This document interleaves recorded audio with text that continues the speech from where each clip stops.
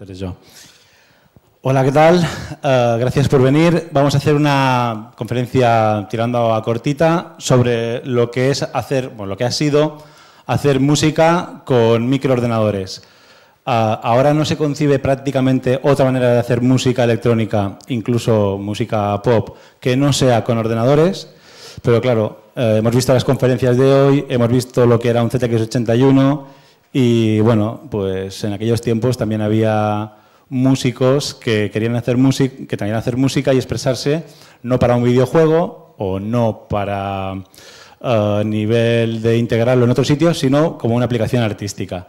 Y ahí empezaron pues las inquietudes de, bueno, nosotros cariñosamente les llamamos los roñosos, los amantes de la roña, de esa mugre que tenemos acumulada en esa colección de aparatos viejos que tenemos en casa. Ahora debería sonar un vídeo. Fantástico.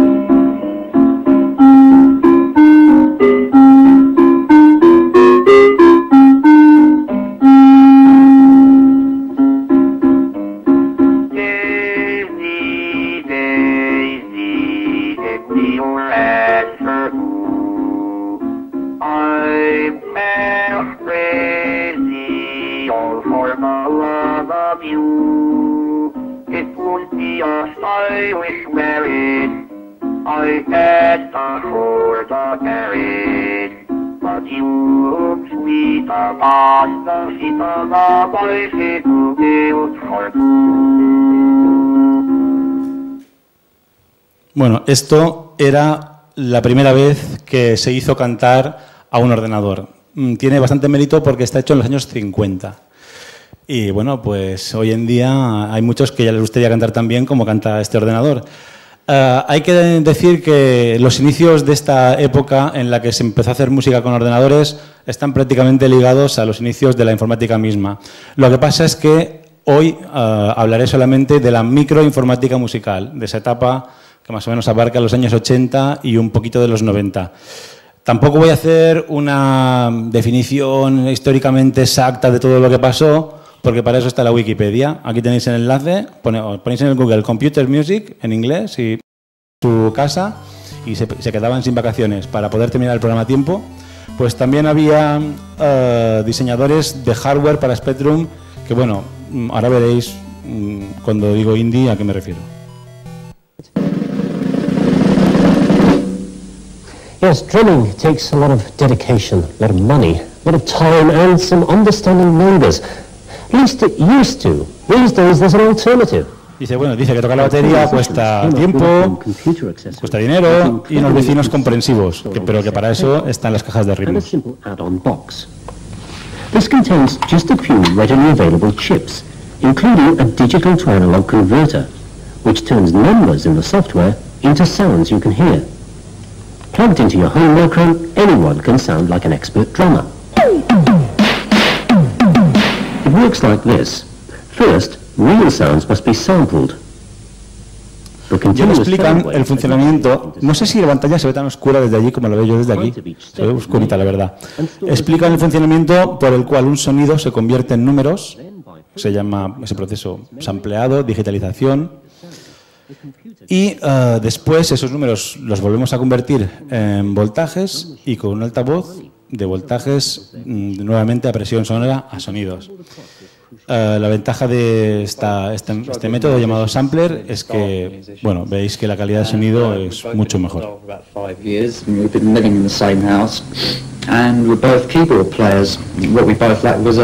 drum machine, or any drums to play with, basically. And so we sat down and designed ourselves a drum machine. Why didn't you just go out and buy one? We couldn't afford it, simple as that. You describe yourself as musicians. How did you get the know-how to invent a gizmo like that? Well, I ordered a ZX81 from Clive Sinclair's company back in 1982. Bueno, dice que les preguntan que por qué diseñaron este aparato y dicen porque no tenían dinero para comprarse uno. O sea, ya da una idea bueno, basta ver la pinta que tiene. Y bueno, ¿y cómo adquiriste los conocimientos para llegar a hacer esto? Dice, bueno, empecé montando ZX81 para Sinclair en la fábrica. Y bueno, todo es empezar, ¿no? Esta casa Cheetah también hizo muchos aparatos, dispositivos periféricos, entre otros para Commodore 64, y hay un sintetizador de voz también de mi colección que está arriba, y también hizo el sintetizador de voz para el Spectrum, y después se pasó a fabricar sintetizadores comerciales, instrumentos ya sin teclado. Hasta aquí está la primera etapa de cómo hacer música con un ordenador y haciendo que el ordenador sea la fuente de sonido, que el ordenador sea el instrumento. A partir de mediados de los 80 empieza una nueva época en la que el ordenador es solo la partitura, solo el secuenciador, y le damos el poder de generar los sonidos a aparatos externos, que a lo mejor valen tanto como el ordenador o el doble. En el año 83, ya que hasta ahora, hasta ese momento, casi todos los sintetizadores eran analógicos, es decir, hechos con componentes no digitales, pues hasta ese momento cada fabricante tenía su propio estándar. Había unos que decían que por cada voltio que aumentabas el voltaje de control, subía una octava. Había otros que decían que no, que por cada voltio se multiplicaban los hercios. Es decir, que había diferentes estándares, diferentes cables y no se ponía nadie de acuerdo. Aquí Dave Smith, que es un diseñador que empezó en aquella época y que su última creación es esta caja de ritmos de aquí, la Tempest, este diseñador propuso una interfaz serie, sería algo muy parecido al RS-232, pero con alguna serie de ventajas para utilizarlo en directo. Y son 3 cables DIN, que me imagino que todos los que hayan hecho música con ordenador alguna vez o se hayan acercado a un instrumento electrónico los habrán encontrado en la parte trasera. Decir que eso es el inicio de la conexión entre los ordenadores y los sintetizadores, que hasta entonces eran mundos separados. Tenemos aquí un ejemplo de un teclado. Este teclado no es un instrumento musical, solamente es un controlador. Yo aquí toco una nota y de aquí no sale sonido. De aquí, por este cable, out, de aquí sale un dato digital que dice qué nota he pulsado y si la he pulsado flojito o la he pulsado fuerte. El ordenador graba esa información y cuando yo le digo al ordenador play, suelta esas órdenes en el tiempo adecuado y se las manda al módulo de sonido, que en este caso tiene pinta de ser un sampler. Bueno, les digo, una nueva época en la generación de sonidos. Lo siguiente que nos encontramos es la generación MSX, y aquí sí que ya se veía que los músicos profesionales podían utilizar microordenadores para hacer música. Yamaha, que aparte de hacer motos y otras cosas, pues hace pianos y muchos sintetizadores que se han vendido muy bien, compró la patente de una tecnología de hacer sonidos a un señor llamado John Chowning y puso en marcha una fábrica de chips FM.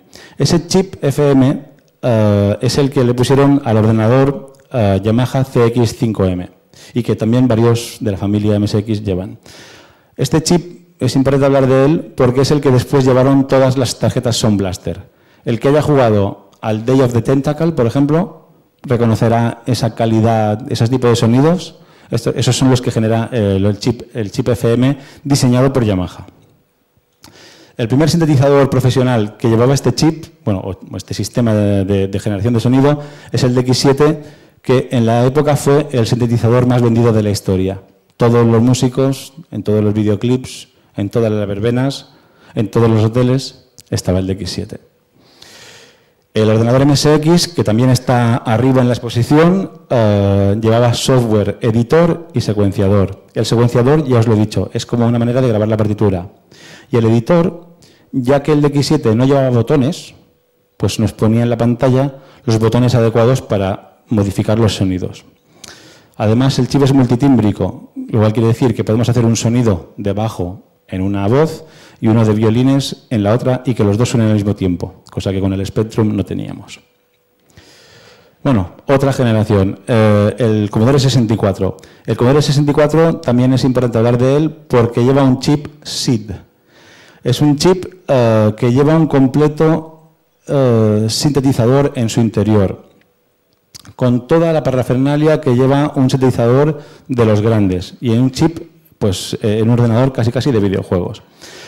Tanta calidad tenía este chip que los programadores empezaron a sacar software para músicos profesionales y entre ellos Steinberg, la compañía Steinberg, que es una compañía alemana para la cual yo trabajé hasta hace pocos años y bueno, pues que ha hecho programas tan famosos para hacer música como el Cubase. Os pondré ahora una pequeña demostración de los diferentes programas que Steinberg hizo para Commodore 64.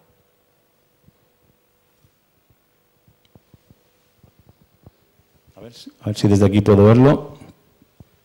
Este es el aspecto, bueno, hay algunas portadas, es el aspecto que tenía un editor. Desde aquí yo puedo poner una tabla con las notas que tienen que sonar. Desde aquí puedo decir qué parte de la canción se tiene que repetir, pues si 2 veces o 3 veces. Aquí nos va diciendo cómo va avanzando la canción. También diferentes efectos. Algunos secuenciadores eran estilo tracker, es decir, ristras de números. Y otros empezaban a incorporar los gráficos a la hora de hacer música, intentando darnos algo que fuera más amigable, como por ejemplo una imitación de una cinta magnetofónica. La casa Korg, una de mis casas favoritas de sintetizadores, también le encargó a Steinberg que le hiciera algunos programas. La casa Versi, una casa europea también de teclados de hotel, diríamos. La casa Hofner.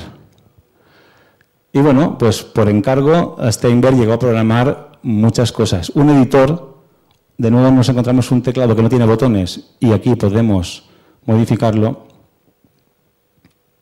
Bueno, etcétera. Son diferentes pantallas para que os hagáis una idea de que, bueno, la importancia de un entorno visual a la hora de hacer música. Los músicos, en el fondo, si podemos hacer música sin pensar, pues nos fluyen las ideas de manera diferente. Si tenemos que estar haciendo ecuaciones para que nos salga el sonido, nos sale un tipo de música. Pero si la hacemos con las manos y directamente con el hemisferio izquierdo, pues nos salen otro tipo de ideas. Bueno, el Commodore Amiga sería el siguiente ordenador del que quiero hablar. Aquí también hablamos de un ordenador que se vendió bastante y que muchos músicos profesionales y sobre todo amateurs utilizaron para hacer música. Por un lado, el Commodore Amiga nos da la posibilidad de hacer música con trackers, esas ristras de números de las que os hablaba. Y por otra parte, poniéndole al Commodore Amiga un accesorio MIDI, podríamos utilizar secuenciadores profesionales y ya veis que la manera de introducir las notas recuerda a una pianola. Y eso, para el cerebro de un músico, es algo intuitivo, mucho más que lo de arriba.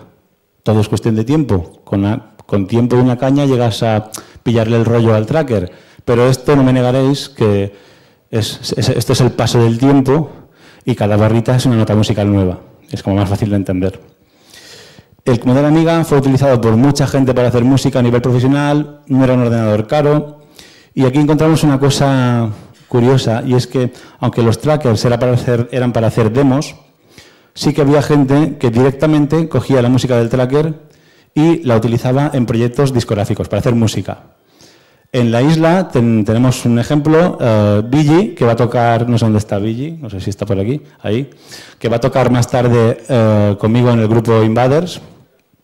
Tenía un grupo de hip hop llamado La Puta Pepe Y en ese grupo, bueno, la decisión que tomaron fue no comprarse un sampler profesional de 200.000 pesetas, sino utilizar directamente el Commodore Amiga para crear los ritmos de hip hop sobre los cuales se añadía el rap y los demás efectos musicales.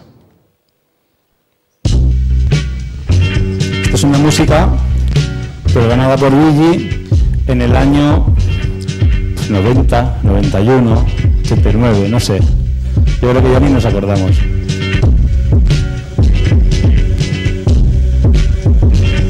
Este es uno de los discos más importantes de la historia del hip hop español, hecho en Mallorca. Enseñar a ver, nunca dije mañana si era ayer, nunca dije que sí, cuando era que no, nunca dije chequera porque no vengo del Bronx, nunca caminé recto, nunca hice nada bueno, nunca hice nada malo, nunca me diste tiempo, el tiempo se pudrió, estoy más de tiempo muerto, pretérito pasado imperfecto, infecto, insecto, parásitos como estos que te traigo, nunca imaginaste algo, así que sí, y que nunca me fui, que siempre estuve aquí, seguro que sabías que era así, imposible despertar, levantar, caminar, difícil como un lunes por la mañana, es por eso que sigo haciendo y deshaciendo lo que Bueno, tengo. aquí lo que está claro es que el Commodore Amiga da el pego.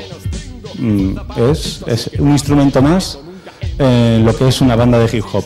No parece que esto sea un ordenador sonando, sino que es un instrumento más. De aquí iremos a otra máquina que, bueno, es que en el día de hoy, el que haya visto todas las conferencias se dará cuenta que estamos hablando todos de las mismas máquinas y en el mismo orden. Que si 81, que si Spectrum, que si Amiga, que si Atari. Esas máquinas que los demás utilizaban para jugar a marcianos eran las que nosotros utilizábamos para hacer música. Bajo coste, accesibles, algún programilla pirata sin tener que comprarlo. Bueno, esas eran las ventajas de utilizar un microordenador para hacer música y no comprarte aparatos que, bueno, estaban fuera del alcance. El Atari ST, que también encontraréis en la exposición de arriba, sí, además he visto un Atari Mega ST, ya la versión, diríamos, profesional. El interfaz MIDI, ese del que os he hablado, que era una opción en los demás, aquí venía de fábrica.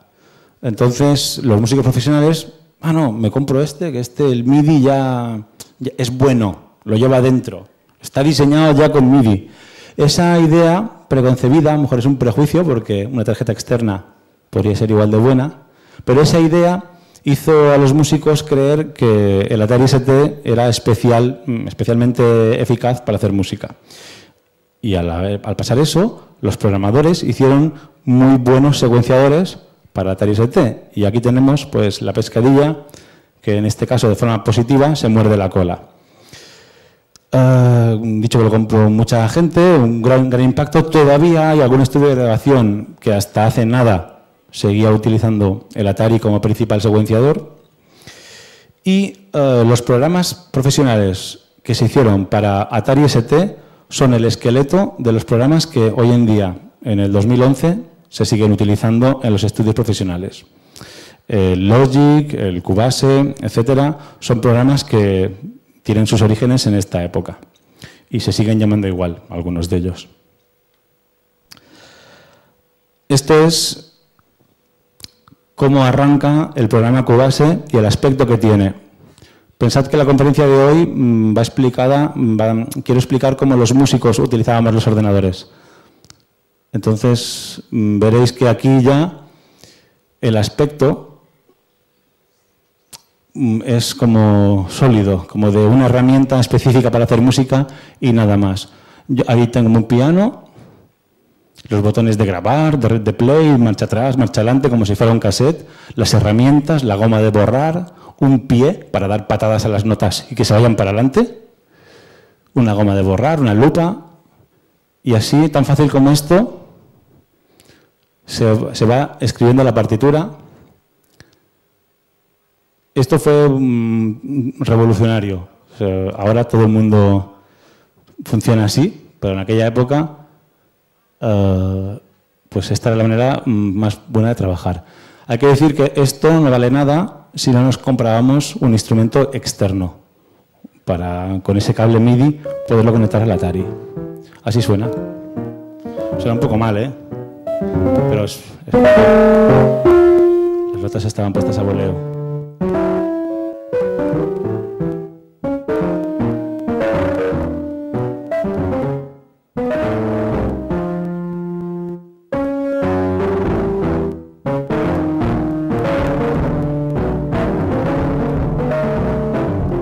Si hoy en día queréis hacer música con un programa moderno, os encontraréis prácticamente con este esqueleto, con esta estructura. Esta es la manera que, ¿cuánto? 20 años después, sí.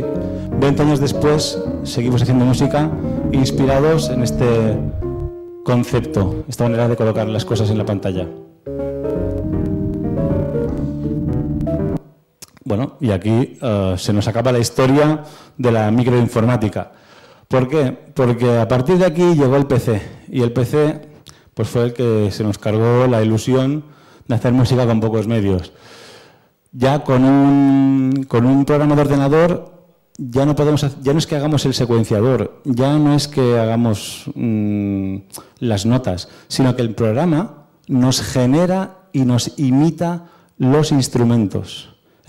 Este programa, yo no escribo la partitura, sino que esto es un instrumento, eso es un instrumento y eso también. Y es porque los PCs de la época, por primera vez, tienen potencia para calcular, hacer un cálculo matemático que imita los circuitos que hay aquí dentro.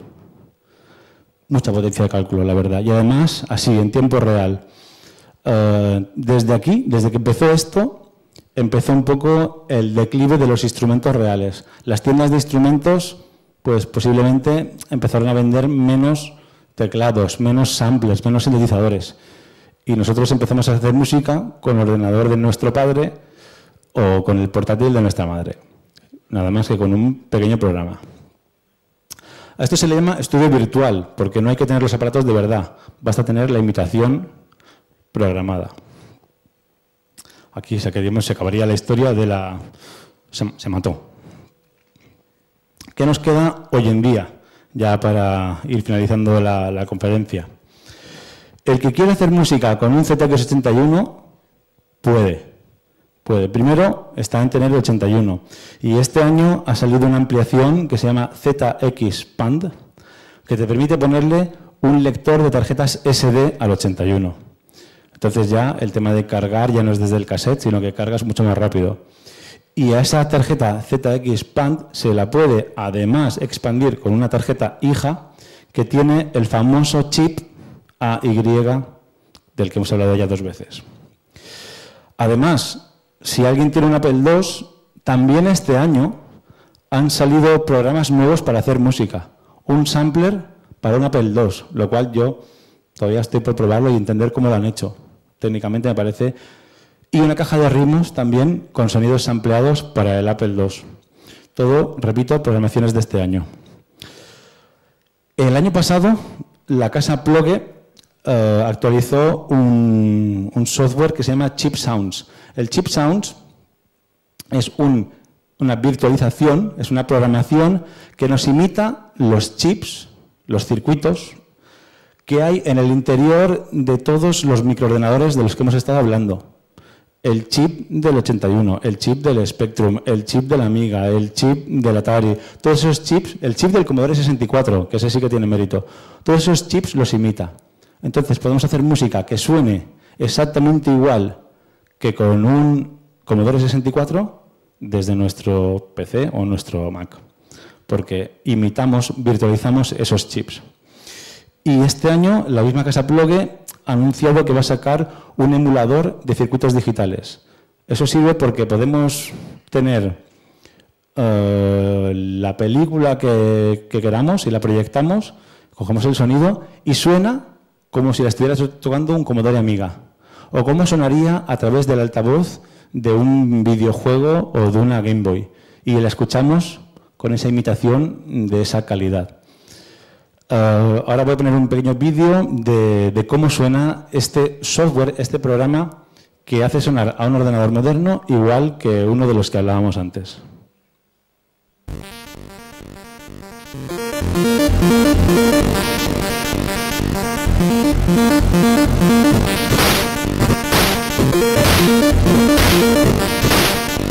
Este es el chip del Commodore 64.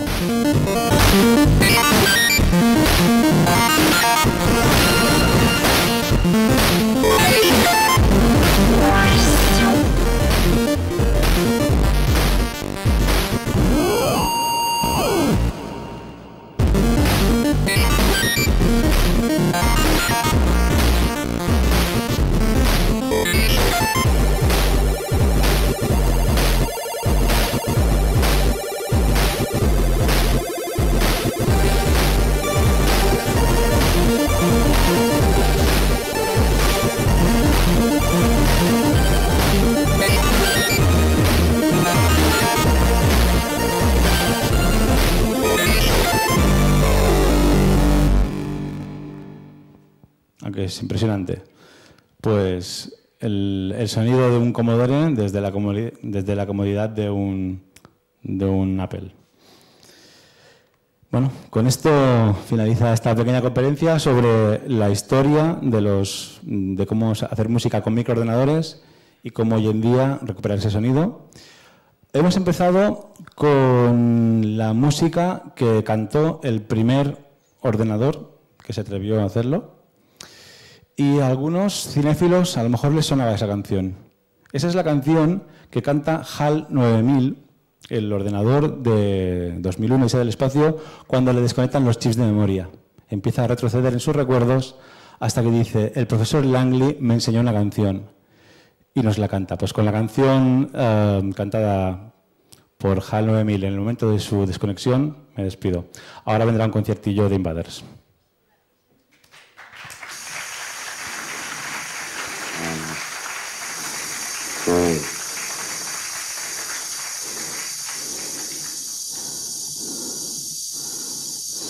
Good afternoon, gentlemen.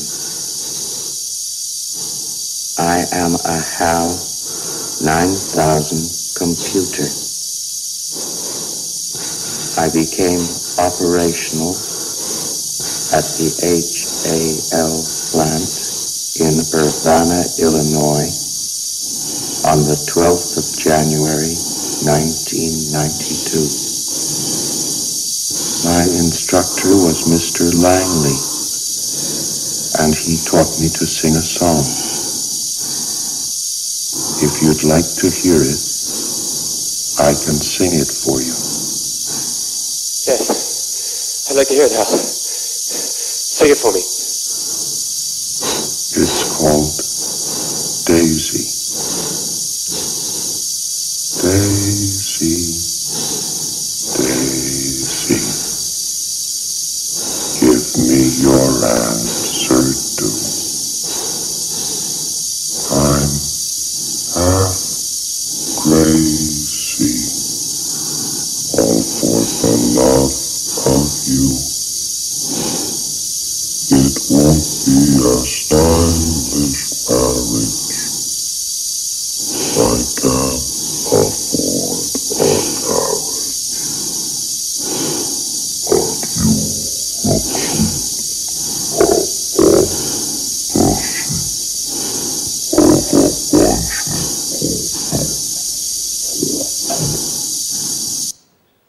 Bueno, así fallece HAL 9000 cantando. Si nos dais unos minutitos, creo que son las 7:20, podéis, incluso recomiendo desalojar la sala porque se va a hacer una prueba de sonido. A las 8 en punto, concierto de Invaders. Preparad vuestras habilidades y vuestros reflejos de jugar a marcianos porque os necesitamos para la partida. Hasta ahora.